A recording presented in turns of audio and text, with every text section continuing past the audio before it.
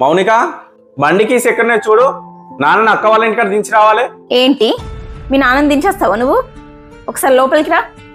ఏంటిది చెప్పు. మీ నాన్నని దించేస్తావా? రేపు పింఛన్ వస్తుంది కదా, పింఛన్ తీసుకున్నాక మీ నాన్నని దించిరా, లేకుంటే మీ అక్క తీసుకుంటది. ఏం మాట్లాడుతున్నావు నువ్వు? పింఛన్ పైసల కోసం మా అక్క ఆశ పడుతుందా? నీలాగా ఆలోచించేది కాదు మా అక్క. చూసినావా, అనగానే అక్క ఫోన్ చేస్తాంది. హలో తమ్ముడు. అక్క, నాన్నని రేపే తీసుకురారా.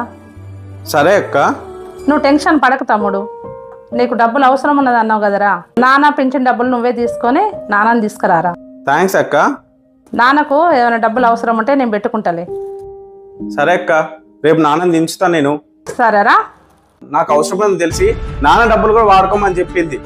నీలాగా ఆలోచించలే మా అక్క. చూసి నేర్చుకో. అక్కోళ్ళ ఇంటికి పోదావా బిడ్డ?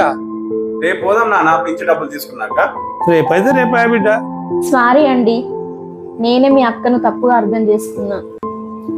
అక్కకు నువ్వంటే ఇష్టమే, నువ్వే తప్పుగా అర్థం చేసుకున్నావు అక్కను. పిచ్చిదానా.